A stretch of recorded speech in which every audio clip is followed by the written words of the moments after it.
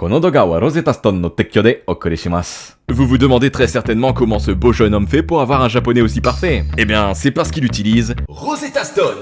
Rosetta Stone est l'application qu'il vous faut si vous voulez apprendre une langue étrangère. Que vous soyez débutant, intermédiaire ou même avancé dans votre langue de prédilection, Rosetta Stone vous propose tout un tas d'exercices quotidiens qui vous permettront d'améliorer votre compréhension écrite, d'enrichir votre vocabulaire et qui vous permettra même de travailler votre compréhension orale de la manière la plus ludique qui soit. Prenons par exemple ce Kiku-Jap ici présent croisé de manière tout à fait hasardeuse.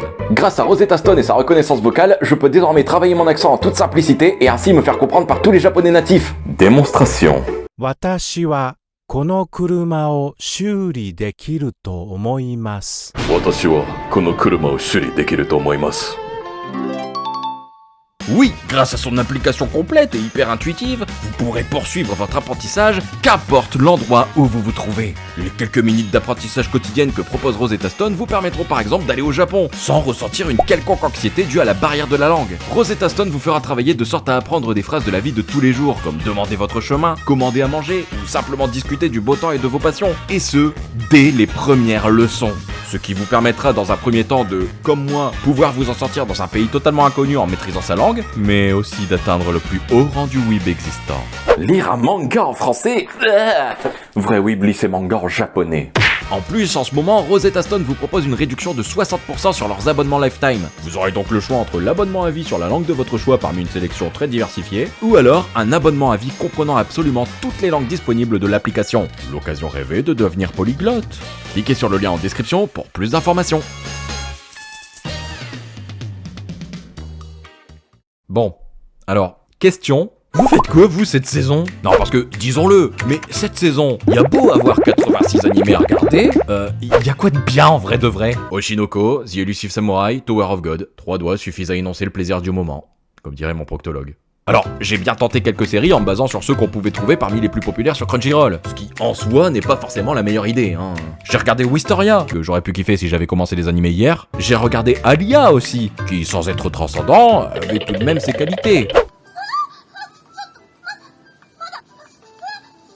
Super, encore un animé de dégénéré. Merde, j'ai oublié de désactiver le flash. Et j'ai même tenté 50 nuances de gras, qui lui n'était pas sur Crunchyroll mais parmi les recommandations de certains d'entre vous. Et franchement...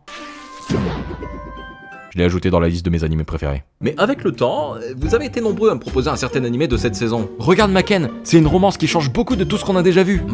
L'originalité, ça me parle. Franchement, tu devrais essayer Maken, c'est trop drôle. Ah, l'humour, ça me parle aussi. Je crois que j'ai pas vu d'animé plus beau visuellement parlant que Maken à l'heure actuelle. Ah, une belle animation, ça me parle de fou aussi. Allez-y, continuez, vous commencez à m'intéresser. Tu devrais regarder Maken, ça parle d'échecs amoureux. C'est parfait pour toi. Bordel, vous me connaissez si bien. Enfin, bref, vous n'en avez pas marre des clichés des animés romantiques? Et tantôt que je t'effleure la main, et tantôt que je te fais un bisou indirect. Non mais sérieusement, vous avez pas envie de découvrir des histoires qui ne remixent pas tout ce qu'on a déjà vu dans les animés de romance? Eh ben ça tombe bien parce que moi si. Et c'est pourquoi aujourd'hui on parle de Maken.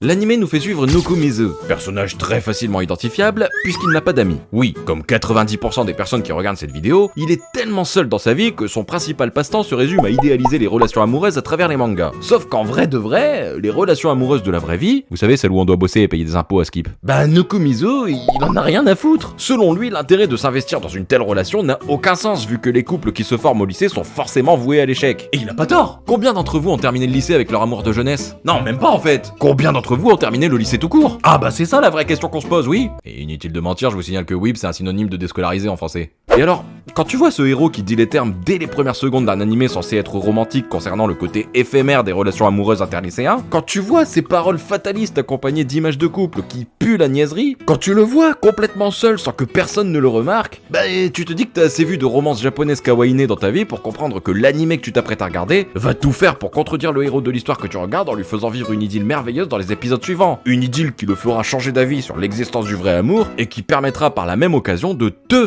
faire passer un message d'espoir alors que toi pendant ce temps tu restes seul. Encore un animé qui nous prouve que le véritable amour existe.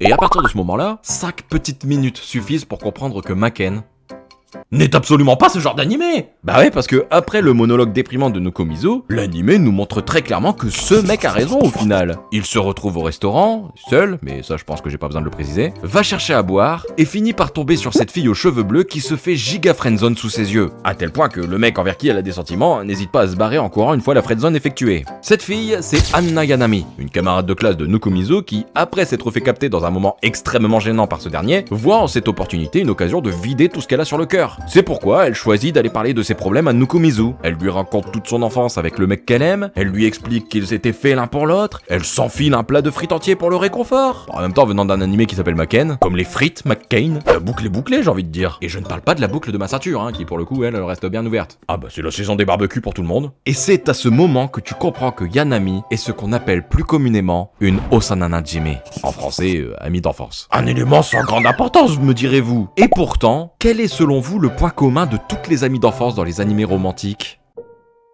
Fujibayashi, Chisaki, Hayashida, Onodera, Tsubaki.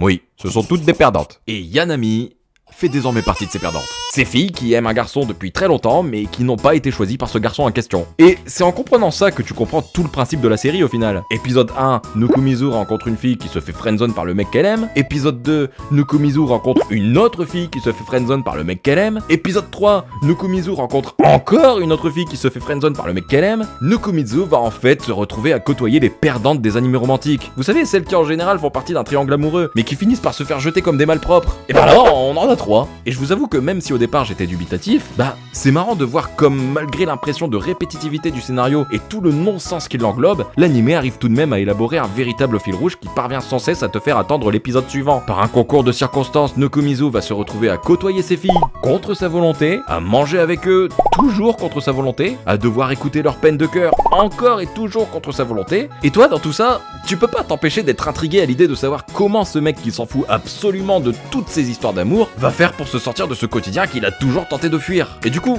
oui, l'intrigue de l'animé se construira autour de l'humour exceptionnel de la série, de la rencontre de ces personnages vraiment incroyables, et surtout du point de vue du héros qui, lui, n'en a rien à foutre de toutes ces histoires d'amour d'adolescents prépubères, mais qui, malheureusement, ou heureusement, pour lui, se retrouve à devoir gérer tous ces personnages au cœur brisé, alors que lui-même n'y comprend rien à l'amour. Et alors, c'est très cool, tout ça, hein. Mais pourquoi regarder cette romance plutôt qu'une autre, me demanderez-vous? Après tout, les romances, cette saison, c'est pas ce qui manque. Eh ben parce que les autres romances n'ont pas ce casting incroyable de personnages. Les autres romances n'ont pas ces interactions sensationnelles qui rendent les relations entre tel ou tel personnage complètement uniques en leur genre. Les autres romances n'ont tout simplement pas cette authenticité dans chaque agissement, chaque décision, dans chaque prise de conscience des personnages. Et quand tu regardes une rom-com qui met en scène tout un tas de personnages différents, l'authenticité est la clé de l'attachement. Voir ces filles souffrir et affronter leur peine en essayant d'aller de l'avant parce que ainsi va la vie, comme on dit, ça nous fait compatir à leur douleur et surtout ça nous fait les comprendre parce qu'on a tous déjà vécu ce genre de situation un jour ou l'autre. Et pareil dans le sens inverse, voir les mecs qui leur ont brisé le cœur avoir de véritables remords et ressentir un certain malaise vis-à-vis de la douleur qu'ils ont provoquée envers leurs amis d'enfance, ça aussi ça nous touche. On ne peut s'empêcher de ressentir une certaine sympathie pour eux même s'ils sont la cause principale du mal-être des héroïnes. Bon, en même temps sans eux, on n'aurait pas eu d'histoire. Alors du coup, on pardonne. Et alors,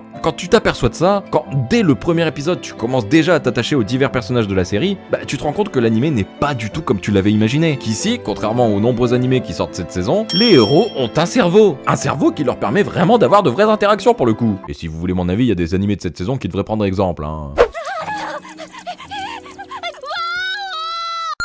Ils ont sorti une saison 2 de Sign of Affection ou... Oui, quand tu te lances dans Maken, tu te retrouves transporté dans un univers où les relations humaines sont bien plus réalistes que la norme. C'est tous ces personnages qui se regroupent au fur et à mesure qui t'offrent un vrai moment d'apaisement dans ton visionnage. Peu à peu, les épisodes avancent et au-delà de découvrir des histoires singulières propres à chacun d'entre eux, tu découvres une véritable bande d'amis qui se forme. Une bande d'amis qui apportent tous un petit quelque chose aux histoires des autres, mais qui ne sont pas pour autant dispensés de défauts en tout genre. Et c'est typiquement pour ce genre de réaction et d'interaction réaliste qu'en général, on aime découvrir de nouvelles romances. Des animés qui ne concentrent pas tout l'intérêt de leur divertissement sur le côté romantique, mais qui vont au-delà de la simple histoire d'amour en approfondissant tous les thèmes externes à la romance pour établir un univers solide et facilement identifiable. En l'occurrence, ici, le rejet amoureux, qui, disons-le encore, histoire de bien remuer le couteau dans la plaie, est un thème qu'on a tous très bien connu, ou qu'on connaît même actuellement pour certains d'entre vous. Courage les gars, sachez que dans ce monde, il y en a bien une qui ne vous laissera jamais tomber.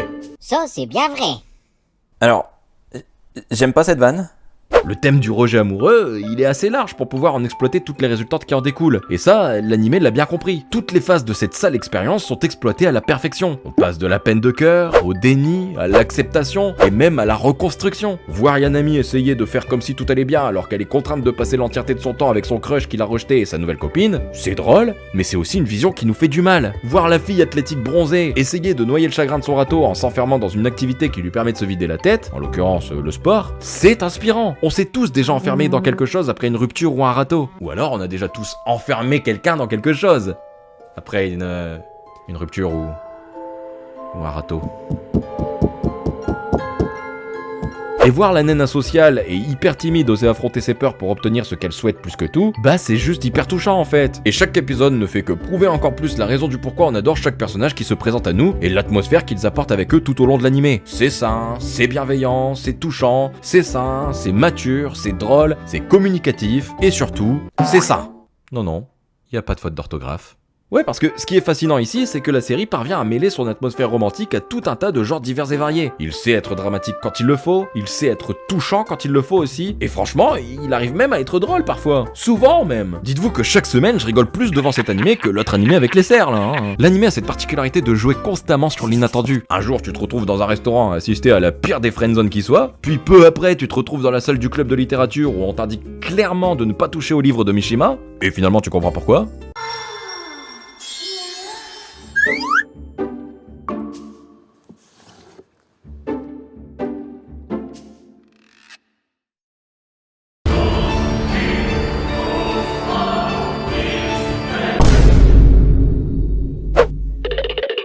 Et du coup, ouais, c'est toujours ce comique de situation qui fait que t'es toujours surpris par l'humour de la série au final. C'est pas un humour pour faire de l'humour. Non, les blagues sont réfléchies, les sketchs ont toujours un rapport avec la situation à laquelle t'es confronté, et les punchlines sont toujours sortis au moment où tu t'y attends le moins. Voir Yanami avoir des réactions disproportionnées à cause de son mal-être provoqué par son rejet, c'est drôle. Voir Komali, qui est ultra timide, prendre plaisir à se moquer du côté solitaire de Nokomizu, alors que son anxiété sociale l'handicape à chaque seconde, c'est drôle.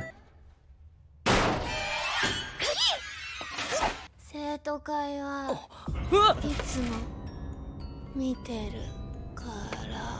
Et ça aussi, c'est drôle, parce que c'est un humour intelligent. Vous le savez, dans chaque animé School Life romantique, le conseil des élèves est souvent l'élément qui vient semer la zizanie à un moment ou à un autre dans le club des héros. Et du coup, voir l'une des membres agir comme une véritable psychopathe que tout le monde craint, bah ça fait sens en fait. Et c'est drôle. Et vous voyez, c'est toute cette variété d'humour qui fait que la série est aussi bonne. L'animé ne se repose pas sur un seul type de comique. Non, il explore différentes facettes pour constamment tenter de nous surprendre. Mais ce qui m'a le plus surpris dans cette série, au final, bah c'est son héros. Le personnage principal de la série nous parle dès les premières minutes. Puisque, comme nous, Nokozumi subit plus ses histoires d'amour qu'il ne les vit. Et c'est vraiment cette particularité qu'il a d'être impliqué dans aucune romance, pour un protagoniste principal de rom-com, c'est quand même fort, qui le rend aussi rafraîchissant. Contrairement à un héros de rom-com classique, Nokomizu ne subit aucun coup de foudre spontané. Il ne ressent aucune attirance envers une fille en particulier, et même aucune fille ne ressent une quelconque attirance à son égard non plus. Et c'est peut-être ça qui le rend si unique au final. Parce que, de cette façon, bah il reste lui-même. Il reste lucide, sa perception des choses n'est pas obstruée par l'amour, il répond au tac au tac, tantôt de manière cinglante, tantôt de manière sarcastique. Comme nous,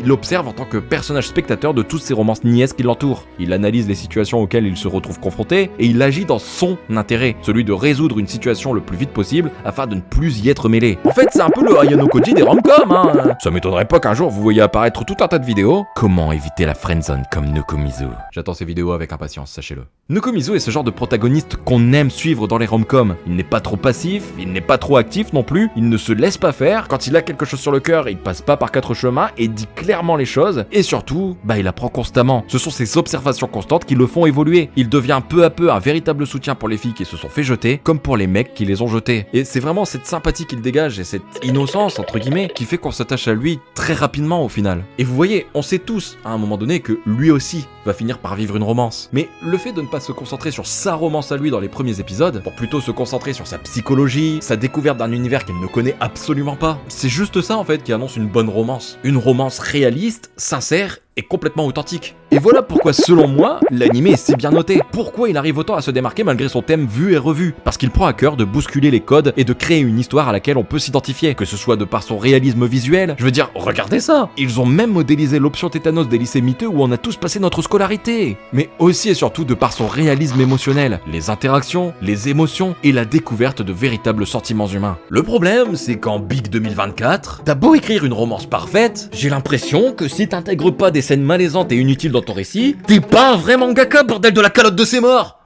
Désolé, j'ai loué un camping-car cet été, j'en ai gardé le vocabulaire technique. Non mais, sans déconner, pourquoi maintenant quand je regarde une romance, j'ai forcément à un moment donné l'impression d'être dans un hentai, bordel? Je veux dire, vous commencez l'animé, vous êtes bien, c'est touchant, c'est émouvant, c'est même drôle, et là...